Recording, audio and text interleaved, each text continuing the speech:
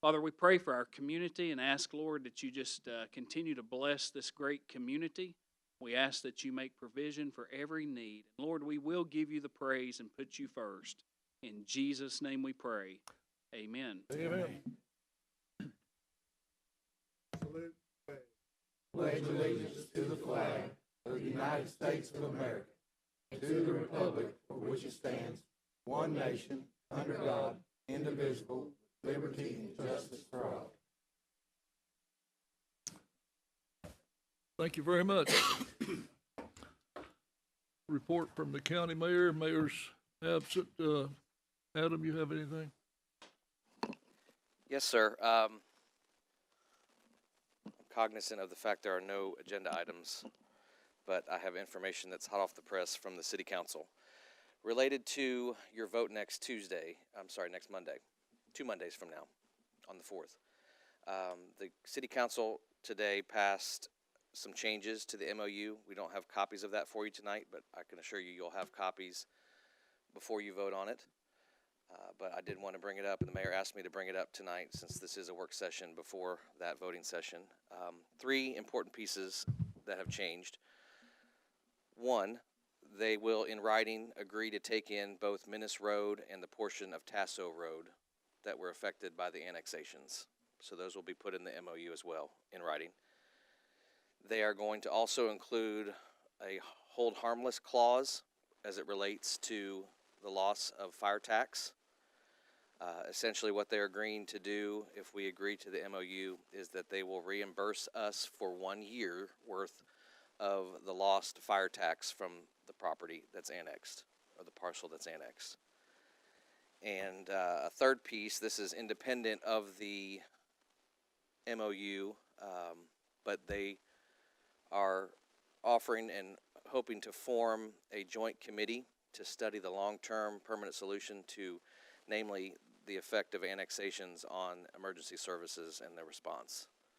So I believe they outlined maybe a 6-person, 3 and 3 committee that would be charged with studying what a long-term solution might look like. So 2 or 3 things there that I think we hope will be positively received by the commission, many of which have been comments that you all have made and requests that you've made.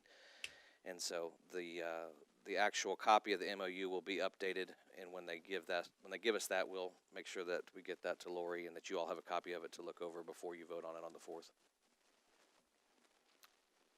And that's all I have. Any comments or questions?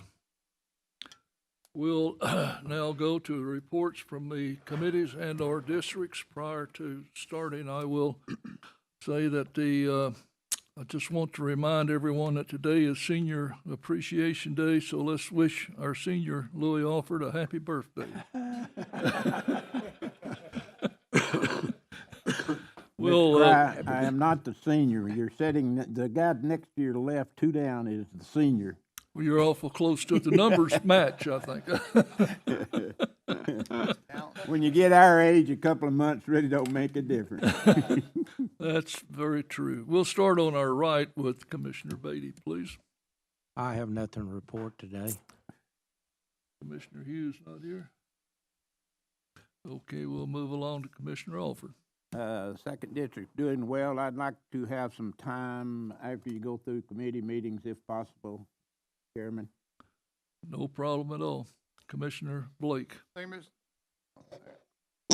you, Mr. Chairman. I spoke with the assessor of properties this afternoon.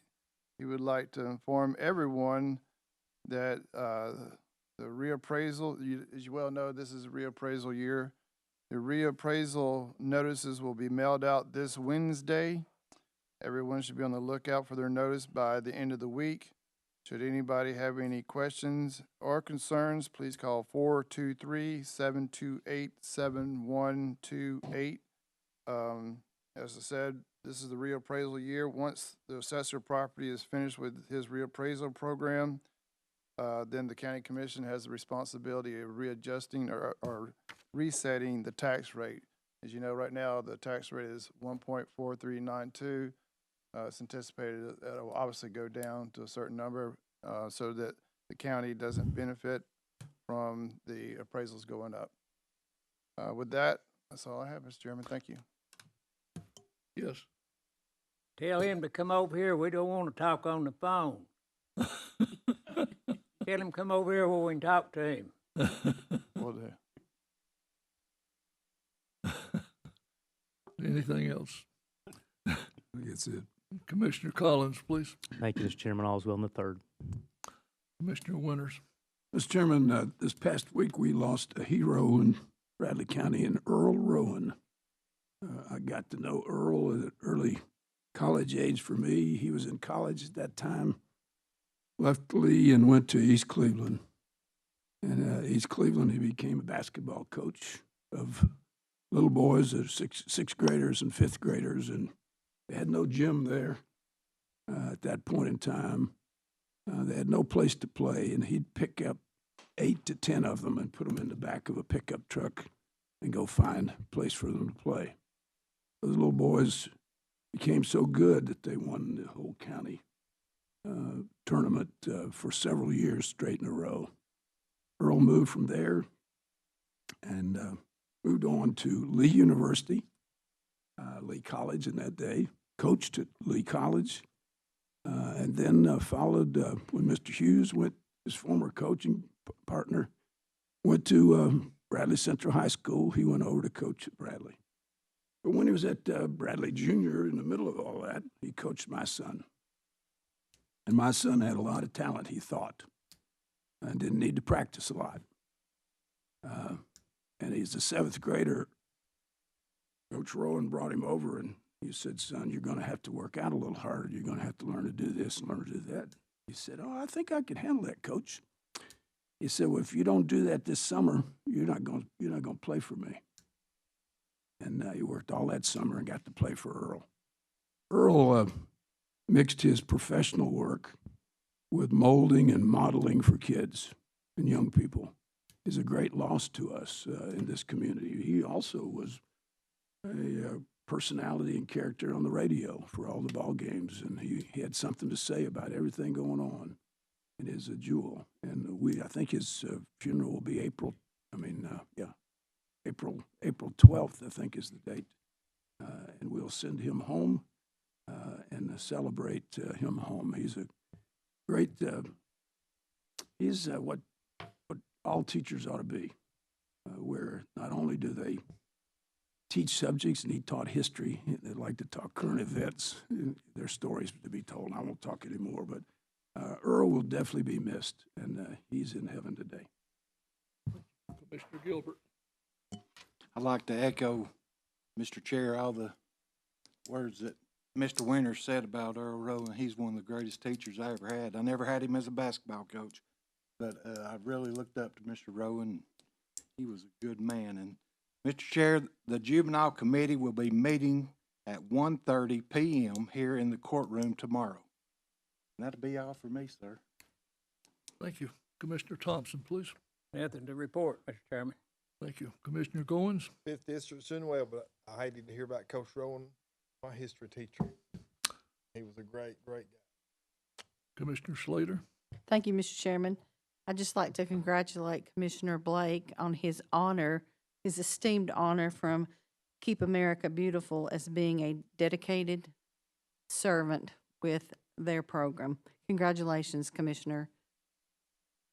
Thank you, Commissioner Slater. Mr. Chairman, as Commissioner Slater knows, those were some very cold mornings when we were out there picking up tires. I appreciate all the people. And she knows it wasn't just me. There was Councilman Webb, Commissioner Slater, friends of ours, at least 5 or 6 Saturdays, we were all bundled up picking up tires out there at exit 20. We finally got it done, so thank you very much. Is that it? Oh, okay. Commissioner Mason, please. Thank you, Chairman. I'd like to say tonight, I'd like to shout out to everything's good in the 6th District. Shout out to our hospital, Bradley. They've done really good work with my brother, and now my father-in-law has been there, had to go to the emergency room on Saturday night, and just class act. I know we all have been through any hospital you ever been to. get upset with emergency rooms and different stuff. But I tell you, they've really turned things around up there. And I want to say I really appreciate all the workers and all the nurses and everyone, doctors and everyone up there. They've done a really good job. And I'd like to echo too about Coach Rowan. He was my basketball coach for 3 years, and a lot of people forgot that he was cross country also at Bradley High School. He was my cross country, always running cross country to be in shape for basketball. And he's a good man, great friend. Kept up with him through the years, and he'll be missed by all of us. That's all I have, Chairman. Thank you. Commissioner Ledford, please. Thank you, Mr. Chairman. All is well in the 6th District. That's all I have, Mr. Chairman. Thank you. Commissioner Rogers, please. Thank you, Mr. Chairman. I too want to echo the sentiments of everyone up here for Coach Rowe, and Commissioner Collins and I have had the opportunity to call some basketball games and football games over the years, and be able to sit in meetings talking about those games with Coach Rowe, and a distinct voice, someone that you can kind of honestly close your eyes and you can hear him talking. He's somebody that always would put a smile on your face, and somebody that was always very likable around, and so knowledgeable about all of Bradley sports, and he'll definitely be missed, and just one fantastic guy. Mr. Chairman, also tonight, I'd like to recognize Adam and his role as EMS director as well. We've had a promotion today, Tim Plemons, new operations captain, and just like to give Adam a minute to mention that tonight to the commission as well. Well, you kind of stole the thunder. That's the announcement. We had a internal candidate that applied for a position that we had, operations captain. And so Tim has been one of our commanders on day shift for quite a while, and is really well suited for this role. So he's going to be responsible for overseeing a lot of our equipment, our supplies, our truck maintenance. Going to be able to take a lot off of my plate, as well as some others that have been picking up extra slack. So appreciate Tim and his service, and I'm really excited about him being able to take this role for us. Thank you, Adam. Yeah, Tim's been with the Bradley County EMS since 2005 and has done a really fantastic job, and just a really vital role, and an important person over there at Bradley County EMS. So we just want to congratulate him on his new promotion. Other than that, Mr. Chairman, everything is going well in the 7th District. Thank you. Thank you very much. There being no agenda items, we'll now move into the communications from the audience. I will recognize and allow, yes. Oh, I'm sorry, I forgot. Commissioner Alford, please. Just wanted to bring up a subject that probably a little bit touchy, but I'm sure I talked with Mr. Adam the other day about it. Sheriff came to me not long ago about some deputies having to go to Nashville. The hospital up here sent prisoners all the way to Nashville and had to require 2 deputies to go with them, and then come find out all the guy needed was a penicillin shot. And this is coming and happening more often from what I understand. And so I've asked Adam to kind of look into it, and if he could give us a little information. I think we're also having a problem at the jail with our health people sending people to the hospital for next to nothing. I think it's something we need to be aware of, because that's a budgetary item that could get real expensive quickly. Could you speak a little bit, Adam, on some of that? I will do my best. I know that in the most recent example of a couple of inmates that have had to go out of town, what it boils down to whenever they have that situation, the hospital may not have the specific specialty in-house at the time. So one of the inmates had to go to Knoxville because they had to see an INT specialist, and the hospital did not have that specialty on call or available at the time. A similar situation, they were concerned about the patient's, the condition of the patient's eye,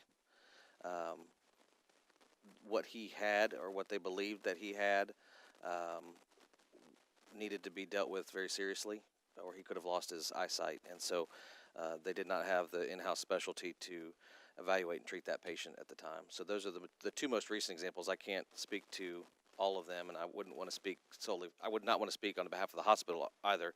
I just know from our experience that those are the reasons why both transfers had to be made. Any reason that the hospital is giving us because they don't have anything like that? Because they got they also have a hospital in Dalton too, don't they? And it's a pretty good big outfit. That's, I don't know what their capabilities are. It also depends on the type of insurance that the patient may have. If a patient is self-pay, some hospitals and some doctors won't take that patient. Hospitals are required to treat emergency patients. They're not necessarily required to treat non-emergency patients, and they can be a little more selective on how and when, whether they accept a patient or admit a patient for care. So that's an important distinction. Some people think that, you know, you go to a hospital, they have to treat you. They are required by law to treat emergency patients, but if they don't have the capabilities or the specialty, then they obviously have to transfer out. And that happens a lot. I shouldn't say a lot. It happens frequently with the public as well. This is not specific to Bradley County inmates. We take quite a few transfers to other hospitals for various reasons like this. Do you have any idea what that cost us to send a kid, inmate all the way to Nashville? I don't know how they stayed over, but I know 2 deputies had to go with him, and that's overnight. And well, any ideas on that? The Bradley County Sheriff's Office won't receive an invoice from EMS, but I can't speak for what the cost of the medical care at another facility might be. Obviously, the sheriff has increased expenses with whether it be overtime or hotel stays, that sort of thing. I know with the folks that had to go to Nashville, he had a balancing act there because you do have to send 2, and one person has to be with them at all times. And so there's obviously additional expenses there, but I can't speak to the medical care expenses without, frankly, seeing the bill that they received. You had mentioned something about our in-house medical problems. Is there a problem we have there, them sending somebody to the hospital to ever scratch? I would be I don't want to share an opinion in a public meeting. Especially it being the expert medical opinion that I could give. But I think that that's a question that the sheriff's office and the commission should ask and get an answer. You know, what are their capabilities? What are their what levels of service can they provide, and what are we paying for? And are we getting what we paid for? I have an opinion, but I would need to look closer at the facts of whether or not those 2 things line up. I guess that's my concern. Are we getting what we're paying for? Are we getting the service that we're paying for? Is any I don't and I don't know the answer to that question. I will tell you this, that these class action lawsuits that have taken place across the state and our sheriff has been involved with have really changed the game. Everybody's real nervous. Nobody wants to have somebody die or have an incident that they could be sued over, and that's a legitimate concern. I would feel the same way if I were in their shoes or if I were in the sheriff's. But it definitely, I think, affects. It's part of why we're having this conversation. I'll just say that. Chairman, do you think it would be okay to have a law enforcement committee meeting and maybe meet with the sheriff and discuss this a little further and we'll get more knowledge on what's going on? I think it would be very appropriate. Can you coordinate with Lori on a date? I will. Thank you. Thank you. Thank you, Mr. Adam. Chairman, can I Yes, ask, sir. do you mind, Commissioner Alford, if I ask a question?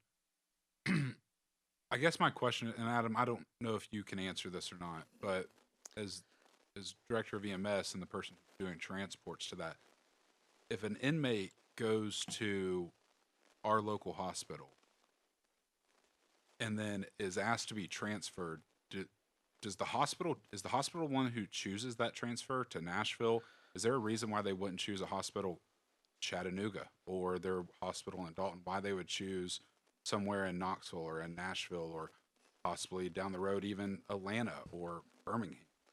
I don't want to speak for the hospital. I can only tell you why they would make a transfer out. They don't have the specialty or the specific doctor. Maybe it's an on-call specialty, and they're just not on call. Maybe it's somebody who only works during the day, and the patients come in the middle of the night. Maybe they don't have that specialty at all. I know that the hospital has come in and they've made great strides in trying to build up some of these specialties that they have. that they've had gaps and they've had holes before, but that's a process. You know, they've got to recruit people. They've got to find doctors that can come in and help in those areas. INT is one of those. And so for at least one of those patients that went to Knoxville, and again, we see it, you know, the general public too, I believe that they make every effort to go local. You know, when before you had a corporate hospital who would I don't think that this was hidden, would try to keep folks inside their system, right? I know in working with the hospital that they have obviously the location in Dalton and would probably prefer to keep patients inside their system as well, not just for the financial gain, but just the continuity of care that comes with that. So the fact that they're not sending someone to, say, Dalton or to even Erlanger or another location in Chattanooga, and they're sending them that far north or to Vanderbilt, I think says something about the level of care that they believe is required, and the doctor is the one that would make that call. That's not a sheriff's office decision. Many times that's not a patient decision. I mean, I think a patient has rights, and they can say, no, I don't want to go, and they can refuse care at any level. They can refuse to get in the back of our ambulance in most cases. Not if they're in custody, but they have to have a legitimate reason, I think, for sending somebody that far north. I can't speak to what that is every time. In the case of the most recent one, it was because they just did not have that capability in Cleveland. So it's more of a medical issue, not a competitive issue. Not No, that they're competing in the same markets as Erlanger or Park Ridge or Memorial, because they're out of Dalton and those hospitals are in this same market area. No. It's more of a doctor reason to go to Nashville or to Knoxville. It is. It's not at all. They're not worried about sending business to Erlanger, so they send them north. It's nothing like that. It's entirely the level of care that patient requires at that time, and where can they best find it. Thank you. Thank you, Mr. Chairman. Thank you. Anything else? Okay. We'll now move along to communication from the audience. I will recognize and allow 5 minutes to anyone wishing to speak. Do we have anyone? Please.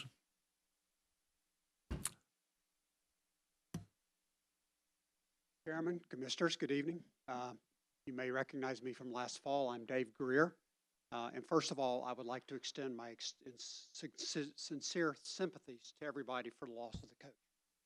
I didn't grow up here, so I didn't know him, but it's very obvious that he was well respected in the community, both as a teacher, as a mentor, and a coach for the kids. Since I had a daughter coming up playing basketball, excuse me, I understand the importance of having good coaches and good mentors for our kids. So my sympathies for everybody for that. Anyway, I'm here to provide an update on the shelter, the animal shelter and the board of directors. I've got copies of a letter that will basically be my remarks. I'd like to bring them to you, sir. Unfortunately, I don't have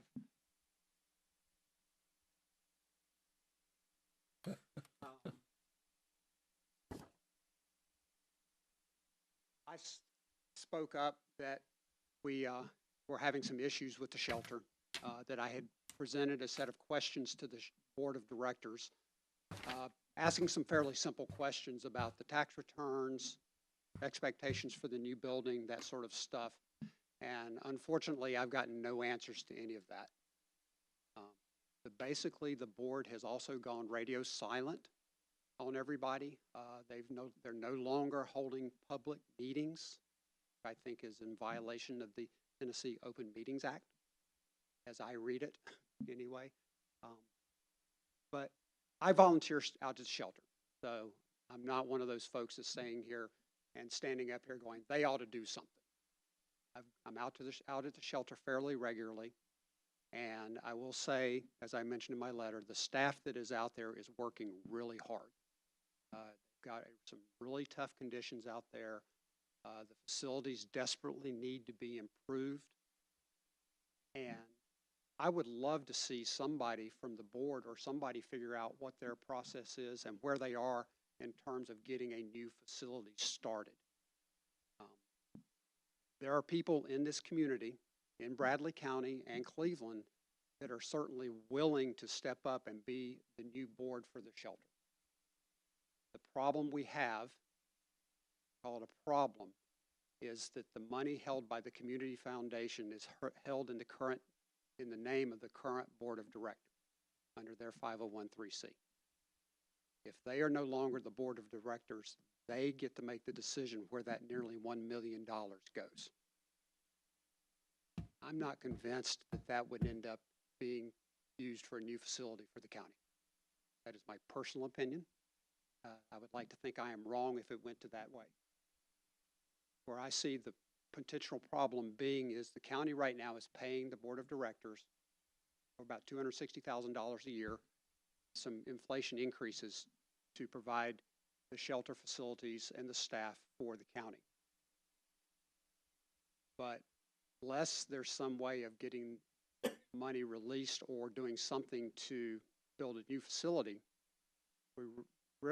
y'all don't have much of a choice either to completely kill the contract in 2 years when it comes up for renewal, we lose the shelter, which we desperately need, or they have to rely on donations to fill the money that y'all are providing, or this board continues along where they're going, takes money from the county to continue to run the shelter.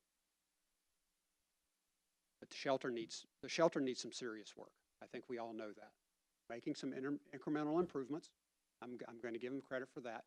But the dog barn is completely overwhelmed. Most of the cat area is being used for storage of supplies and stuff because they just don't have any place else to put things. So, kind of all I've got. Mr. Gilbert. I've made some decisions on this commission. Some of them right, some of them wrong.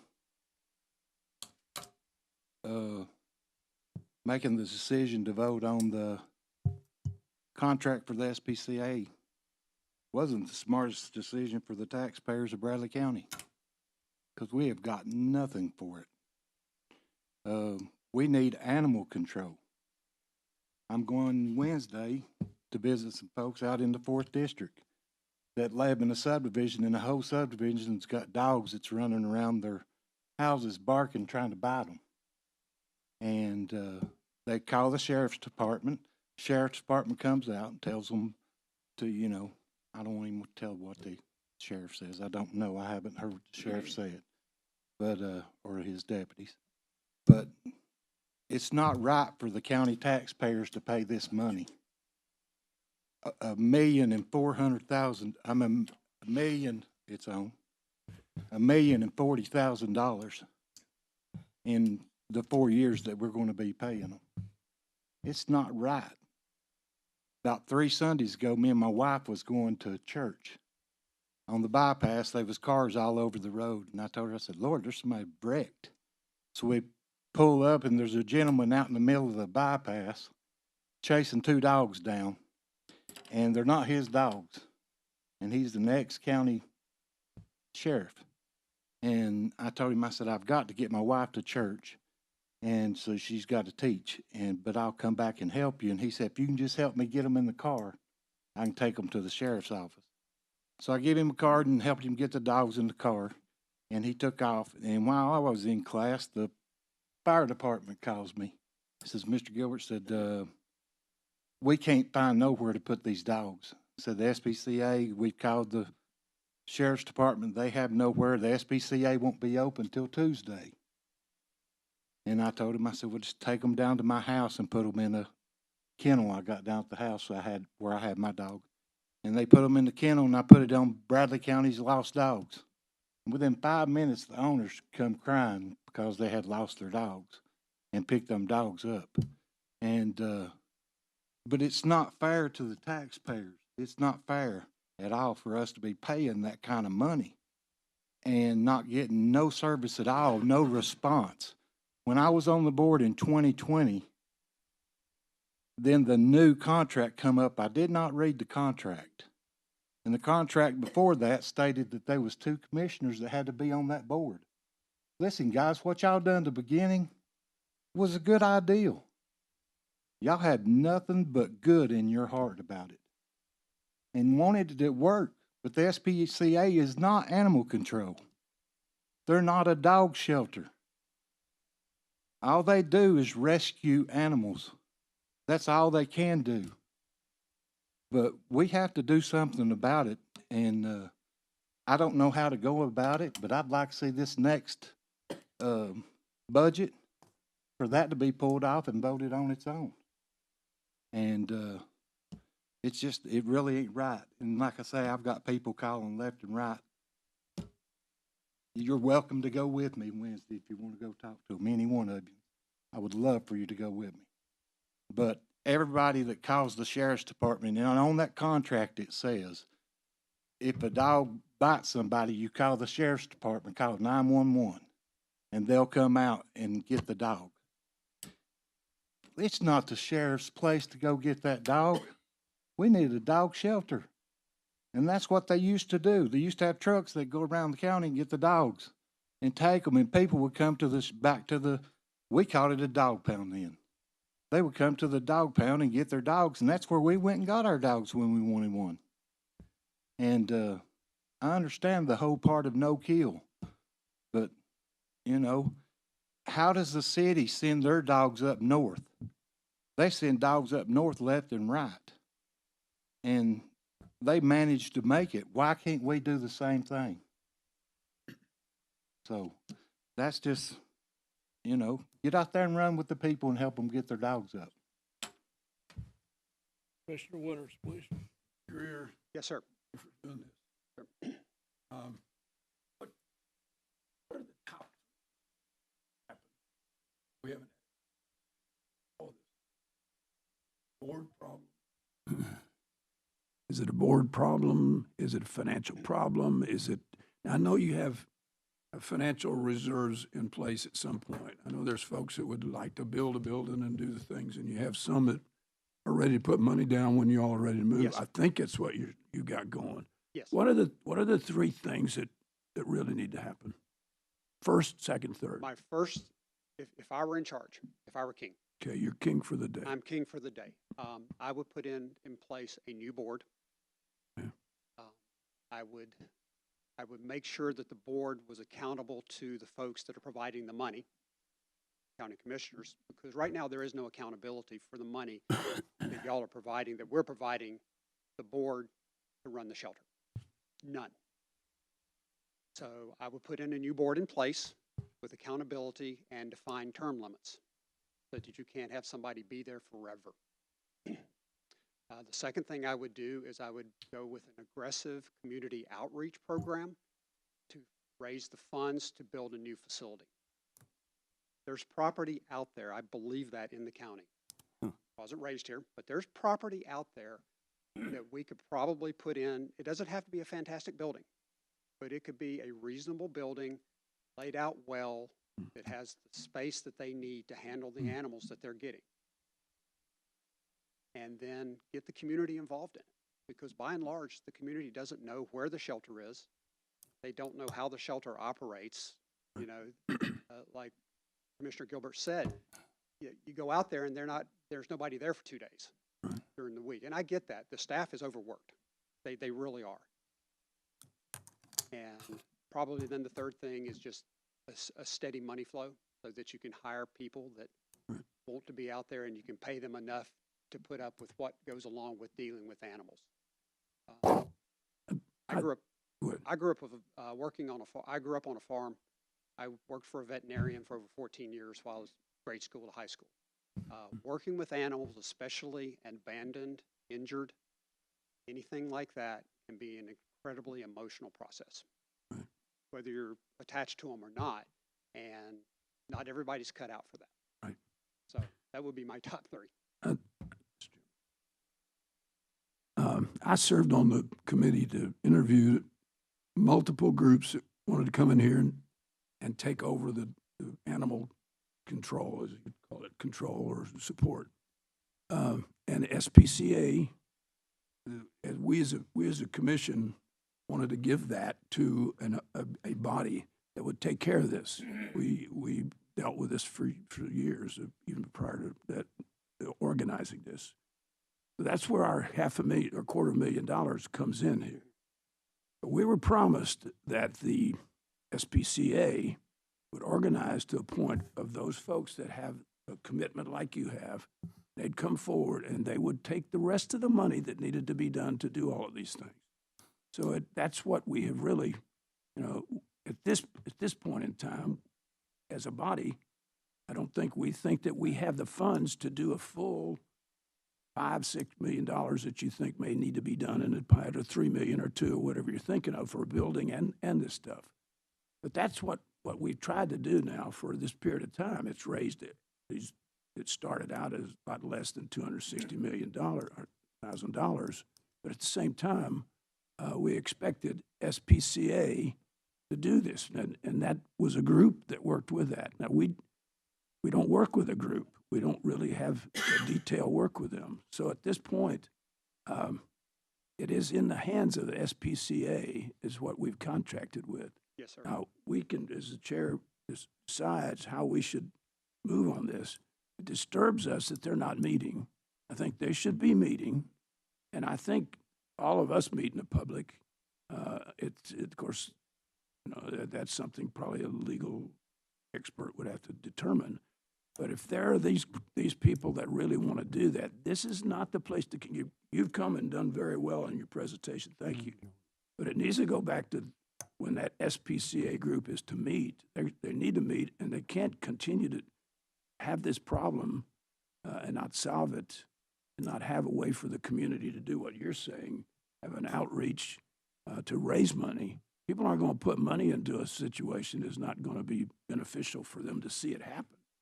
So we don't know who all those people is from all of us here, but whoever's on that board, there needs to be some movement from that board to reach out, as you've said here, and maybe as far as I just wanted you to know where we have been with this. Yes. So it's not and we tried to work with the city. The city kept raising money that we had to pay every year, and we said, well, let's just go directly with a group like your group. So that's why we don't get directly into this. I know that the Community Foundation, which holds the funds for the SPCA of Bradley County, right, which is not affiliated with the national SPCA. Right. But I know that the Community Foundation is holding nearly $1 million in funds for those folks. And there are also significant donations sitting on the sidelines, basically kind of waiting to see how all this is going to work out. And I truly appreciate the position that y'all are in, because y'all have contracted for them to run the facility. Who's the chairman of this group? Constable Anderson. Still the chair? And he's the one to call the meetings? When they have them. Sir, Yeah. Last September, they sent out a notice that they were no longer going to have public meetings. And so honestly, I don't know if they've had a meeting since September. Right. They may have, but nobody knows because they're not telling anybody. Mr. Thompson. That, you just brought up something I was interested in. I understand they had about $900,000 or $1 million set aside to build a building. Yes, sir. Or build a facility. And they still have that. Yes, sir. They still have that money to build. They do have that money in a GoFundMe account, and that's kind of that's where this kind of gets to be really sticky, because by the contract that the county has with the current board, you can tell them that in 90 days, it's been fun, we wish you well, and on day 91, you can do a new contract, you can have a new board come in, however y'all want to work that out. The problem is that Community Foundation money is still going to belong to that board that goes out in that 501(c)(3). So unless there's a new board under that particular organization, that money is not guaranteed to be used for a facility for an animal shelter. I know when we were contracting with the city of Cleveland, of course, they kept going up on price, and I think they got up to about $750,000 a year or something in that range. Of course, we had animal control then. Mm-hmm. We don't have animal control now. We do not. I don't know what you call it, but it's not a control. It's not animal control. My brother was an animal control officer in North Carolina. And that's the problem. That's the biggest complaint we have in the county, And of course, it's not something that I guess that we have to do, but it is because we're the commission and we're supposed to make decisions for the county. But, you know, if we, like Commissioner Gilbert said, it's getting to the point they're paying so much that we could probably hire our own vehicles like the city does and have a pound, dog pound. But when you start reaching up into 250,000, I don't know what the budget is this year. How much is the budget this year? It's a little over that, a little over $260,000. Yeah. For the So option to that's just every year. So I don't know. That's something we're going to have to think about if we're going to have animal control at all. But what we're giving them, it's evidently it's not doing any good. So, it could be better, sir. Yeah. The problem also involves taxpayer money. We're paying, like you say, $260 a year right now, which will go up if we chose to not renew the contract or to 90 days tell them it's over. We have the responsibility to have an operation going in the county for the taxpayers. Yes, sir. And that would require renovating the existing facility at the very minimum, the hiring of at least 3 full-time people, maybe two vehicles to go pick up the animals, and we're talking $1 million, $2 million just to get it operational, then the operating responsibility. And I think Commissioner Blake will acknowledge that the county tax rate is about $335,000 to $350,000 per penny of tax. So you're talking a nickel of tax money, which would require some serious research on the part of the mayor where to get the money from. But I just wanted to let you know that I sat on that committee for 2 years when I first got elected, and I worked on a ad hoc committee with the city to reach an agreement, which we had worked out, but the city manager at the time chose on the front page of the banner to kill it. So we have not had very much success, but it's an expensive ordeal when we change the operation. I just wanted to share it. Not that I'm opposed.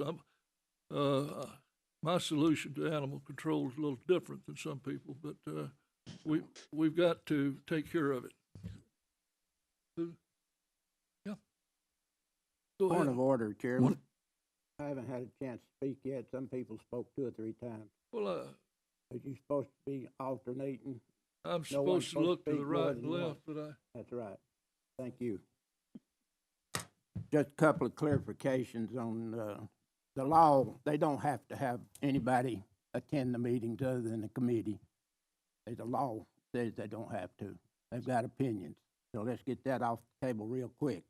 You don't have to be there. They don't have to invite you. Number 2, about 6 to 8 months ago, we had an opportunity to build a building. We had 4 or 5 acres, and some people up here voted it down. So by now, they would have probably had a nice facility, but it didn't happen. As far as property, I'm one of them that's looked all over this county for property. Now, you find me a piece of property, and I promise you, within 10 miles of Bradley County, you won't find one for less than $300,000 or $400,000, and they don't have that kind of money. So we've been working with the chamber on some property, and Doug Berry's been working with us, but there's still a lot of other areas. And I look every day. I have a realtor looking for property. So don't sit there and tell me there's property to be available, because if there's any property to be available, we'd know it by now. The other point is a statement was made that the city ships dogs up north. That's not true. The city kills dogs. The city is a kill shelter. That is true. Shelter, SPCA ships them north when they get a load, and they do. And one lady's shaking her head back there, but I know I work with them a lot. So they go north a lot of times. So I just wanted to clear up a few things. We could have had a building 6 or 8 months ago, but certain people didn't vote it in, so we don't have a building. Now, as far as the money, they've got the money to build a building. And it's gonna, they're gonna build a building when somebody find them a piece of property. But to sit there and say you don't know what's gonna happen to that money, it's in where it's supposed to be, and it will be used for that purpose. It was raised by other funds, private funds mostly, not from us, but from private funds. Yes. So, and if you want to talk about expenses, you look what we paid the city 10 years ago, I guess now, but it's astronomical. Now, as far as having a dog pound or dog people to go around picking up dogs, you look at the cost. You got truck, people, 2 or 3 people. You're looking at another $40,000, $50,000, $60,000 a year. So, I just wanted to make a few points clear that you got to get your information straight before you come up here and start talking about all this stuff. Thank you. Sir. Commissioner Beatty, please. Y'all still ship them up north end? Y'all don't know. I don't know for sure. I know they stopped it here about a year ago when they had that other director out there. They are shipping some dogs up north again, but I can't guarantee. I have no idea about that. Yeah, and I know back then they wouldn't even let them ship puppies. I mean, y'all want to try to keep all them here in the county, but can you get rid of that many? Because I know people that used to foster a lot of animals. My understanding Still do some. Is it or go pick them up because they're running loose, I just wondering about that. I can't speak to that. Okay. Commissioner Thompson. Mr. Alford, you sound like you know a lot about it. We need to just put you on that board, don't we? Thompson, I don't need to be on the board to know what's going on it because I do stay in touch with them pretty often. Sounds like you know a lot, so we need to put you on the board. I know a lot more than some people up here talking about when they don't know what they're talking about. You do.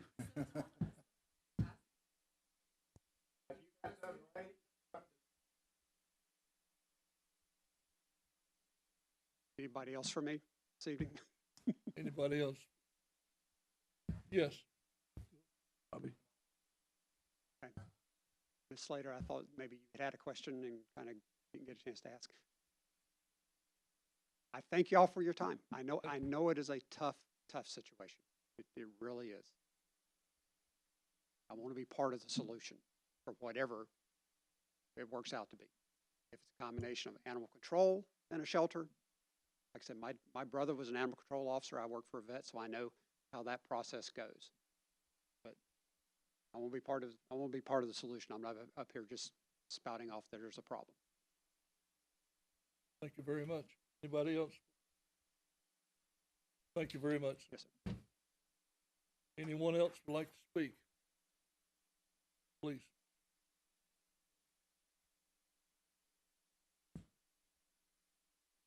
My name is Michelle Shimpaw, and I run Journey's Legacy, which is a rescue here in Cleveland, Tennessee. Basically, I just want to advise you think that your local SPCA directors and your board members are moving dogs the way they can or should. The most recent incident was there's a special needs dog there at SPCA, Toby. He was shared by Brenda Wojtek on Facebook. I immediately jumped on it, sent him to special groups to move the dog. I'll read to you exactly about this dog. We have a group that was willing to take this dog in that had experience with special needs dogs. And Jimmy said to her, SPCA of Bradley County, Tennessee, I think we are going to keep Toby. We have someone who will take care of him to provide him home stability, and he will be an ambassador to spread joy. His happiness is contagious and needs to be shared here. We hopefully can attract attention to this condition and keep other CH dogs from a bad fate. I would in the future love to send any other CH or special needs pup your way. If anything changes, I will contact you and your facility. Why are we holding dogs back here when we don't have the funds to care for this dog? We put dogs down that test positive for parvo. We don't even treat them, but we're going to keep a dog that has cerebral hyperplasia. Why would we do that? We have an opportunity to move a dog, and this is just one incident. They wanted to argue with me over a German Shepherd a few months back. The dogs need to be moved. Why are we holding dogs here for money purposes? We don't have the funding to take care of that dog. The dog needs an MRI. It needs care. Bradley County doesn't have that. The shelter doesn't. But yet we want to hold a dog back. And as far as Cleveland, Tennessee animal control goes, I move dogs north. I get contacted daily. Can you move this dog? Can you help this dog? I get to work on it. If I can move it, I move it. I probably have more dogs in my rescue than SPCA does, and I do it with 2 people. With no funding except donations that I get. I don't know what we're doing at SPCA and why we're in the position we're at. Yes, there's been great changes the last few months. I see it. But you've got a director and a board that doesn't want to work with the public. It's all about, like you see, an ambassador for a dog. That's not fair to that dog. He needs to be moved somewhere that he can get the care he needs. Yes. Thank you, Mr. Chairman. So I'm trying to understand. Honestly, I really am. I've had dogs my whole life, love animals. My family's had animals, my wife, my kids. We absolutely love them, okay? So I read your contract or your letter that you've given us, sir, and I kind of talking to you because I would assume, do you agree? I haven't read it. You haven't read this? Okay. In your letter, it states, while the county contract with the SPCA of Bradley County does have some provisions for terminating the current arrangement, doing so would jeopardize the funds being held by the community foundation. Do you, my question is what do you want us to do? Because the only thing that we have really the power to do is terminate the contract that we have with them. And if we do that, then the care of the dogs that are in Bradley County, while it might not be up to standard right now, there would be no care in Bradley County. So I'm trying to understand, where do we go? We have no power over the board. The only thing that we have the power is of the purse, which is $286,000. Sorry, $268,000, where we could terminate this contract in 90. So I guess my question is what is the answer of that? What can this commission do other than be a mouthpiece, right? To a place where you guys can address your concerns, because again, I don't know for a fact, but not having public meetings to where you guys can address them there. And I understand that, but what can this commission do? We tried to change a rezoning to where they could have land and build a new building, and that didn't pass. So we tried to do that, but it didn't go through. So I guess my question is what is the next step of availability for us to do? Because if we terminate the contract, then what good does that do? I think if the public and a lot of us in rescue felt that there was even an option that we could move forward, we're looking at 2 years down the road right now before we can put anything in place to petition for the contract.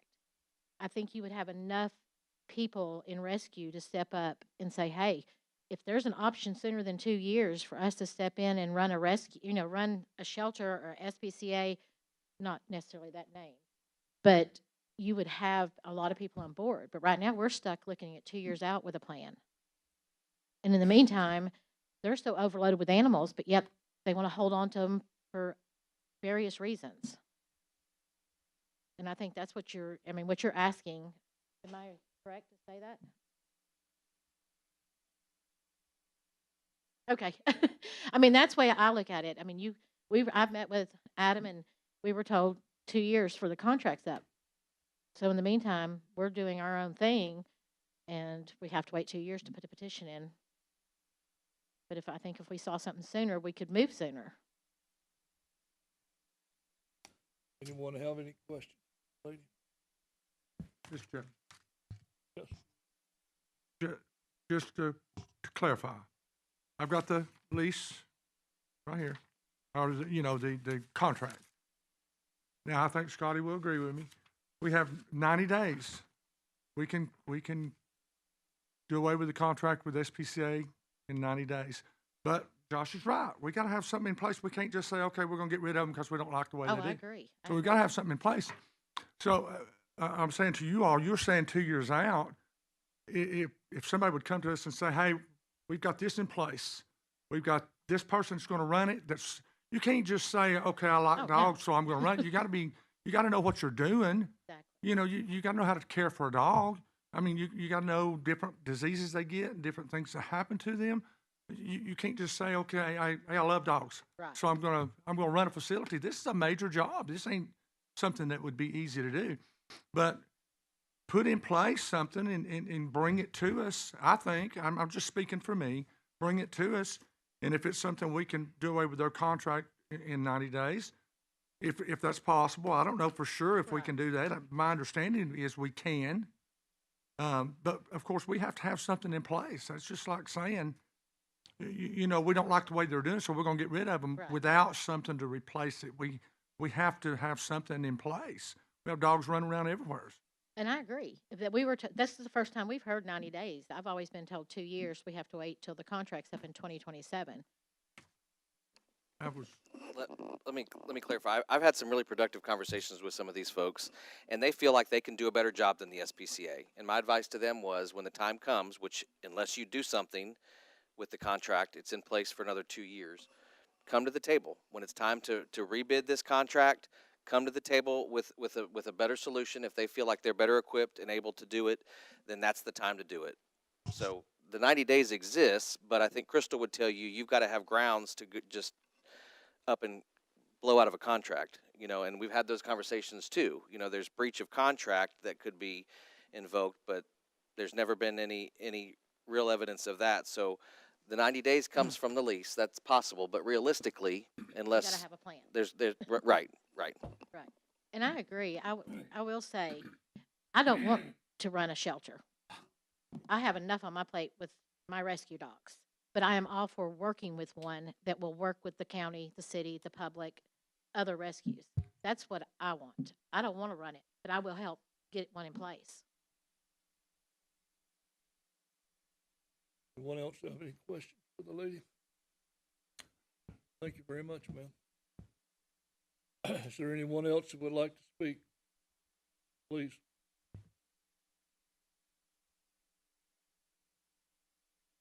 Thank you, Mr. Chairman. I just wanted to say, Commissioner Rogers, like, partially you're right. We just want to keep the conversation going. We are incredibly concerned as taxpayers and citizens that we now have no access. We're not seeing any progress. We would keep hearing the same thing of there's a lot of stuff going on behind the scenes, but I know as a business owner, if there's things happening behind the scenes, I'm going to see results in the real world. And when you don't see that, that's when I start to get a little bit suspicious. I actually also spoke in the fall. I had some very strong words for them. My opinions still stay the same. I actually got a cease and desist letter from them because they didn't like me standing up here saying I didn't think they're doing a good job. But okay, like, that's my opinion. You can tell me I'm not doing a good job. Fine, do that. But a lot of it is for us to continue this conversation, and because we understand you all don't have the power to fire them or, you know, that type of thing. But I am curious, has anybody here, I guess Commissioner Alford, you said that you do keep contact with them. Can you share some information with us? Because we've got nothing right now. As a taxpayer and a citizen, can you share some of the information that you've got? You said that you talk with them. You said you keep communication. You're like, oh, I know stuff. Like, we just don't know anything. And it's a partially taxpayer-funded, majority taxpayer-funded organization. Well, I guess, you know, you asked me what you want, I can answer it. Okay, well, what are their meetings about these days? Because we can't go to their them. meetings. Okay, well, in your last conversation you had with someone on the board, what was one of the topics you all discussed? Property. And what is the current issue? I know the city has presented some options for them, but what is the current issue with not finding a piece of property that's suitable? Have you looked for a piece of property Yeah, around here? I'm actually in real estate, so yes. Yeah. Find me a piece of property within 10 miles less than $200,000 or $300,000. What about a building? What about something that's already existing? I think they had this thing in their mind. And by the way, I'm saying this saying I think the board has to change in order for this organization to change. Without new leadership, you might have a new shiny building, but in my opinion, that's kind of like giving the car keys of a person who just wrecked an absolute dump and saying, here's a brand new Ferrari. So I still believe that the leadership has to change, but I know that the city presented some pretty interesting options to them. I'm aware that they had a meeting. That's all I'm aware of. Okay. So I mean, I don't know what you've talked about. You just said you knew information, so. I didn't meet with them. Okay. Did I misunderstand you when you said that you're like, oh, I talk with them all the time? I do.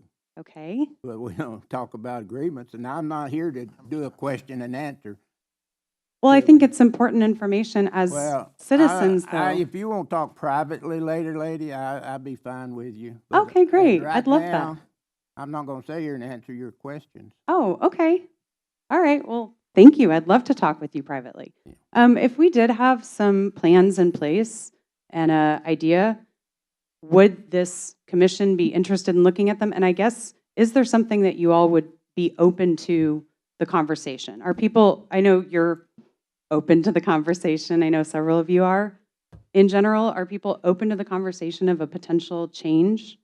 And do you all feel like there's something as a commission that you could do? I'm not saying you're going to, but if you were given the opportunity to exercise the 90-day clause with maybe a caveat that says, we will terminate this unless we get new leadership that we get to choose.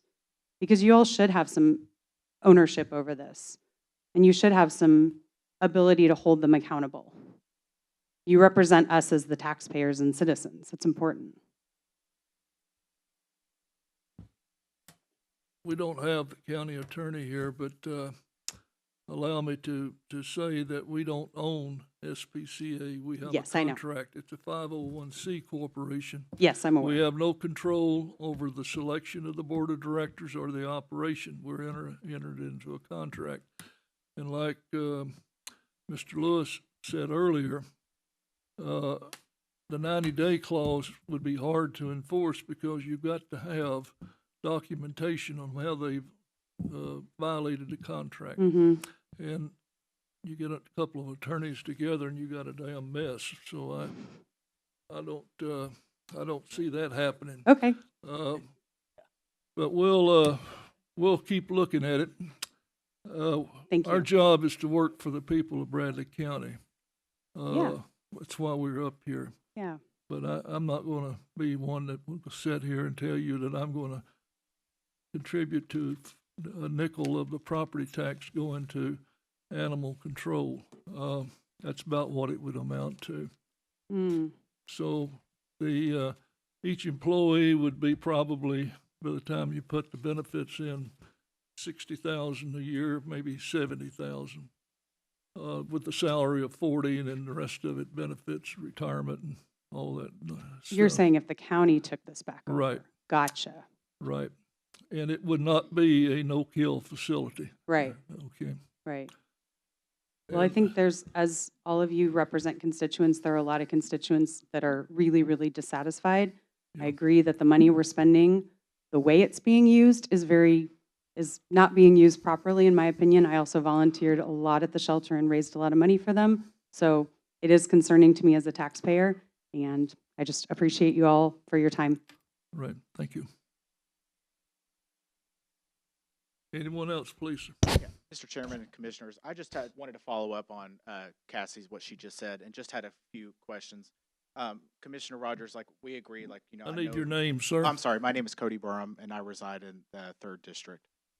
I just wanted to follow up on that, and you're right, like, I don't think you have much control over that, but I just want to ask, can the commission ask the SPCA board to come here to a meeting, an open meeting, where these questions can be addressed? I mean, can we at least send out a notice or a request to the board and see if they will come? I mean, if they don't come, then the taxpayers, we will know that they don't want to answer these questions. Mr. Greer's questions that he sent are unanswered. Can we send those to you and see if we can get the SPCA to answer? Commissioner Alford has spoken with them apparently. Can we send the questions to you? I'm just asking, like you said, as a taxpayer and as a constituent in the 3rd District, can we at least try to get them to the table and get them in public? Because they won't respond to us, and we just want to work together. So I mean, yeah, your authority is tied, and we agree with that, but maybe just put a request and just see. And if they're not willing to be good stewardess of the county and want to work with taxpayer, then I think we know where they stand publicly. We can, we can accept your questions. I can't assure you that anything will be done. Sure. Unless we can show that they're violating the contract by not answering our questions, but they're not going to answer necessarily our questions if we haven't proven or shown that they're doing something in violation of the contract. Sure. Or just, Sir Chairman, and Mr. Chairman, just ask them just to show up to a meeting, just to give us an update on what's going on. That's pretty much it. We can probably do that. Right. Thank you, Mr. Chairman. Yes. Anyone else? There's no one else to talk before the commission. The announcements, next meeting, voting session, Monday, April the 7th at 7 p.m. here at the courthouse. Upcoming events, Juvenile Committee, March the 25th at 1:30 p.m.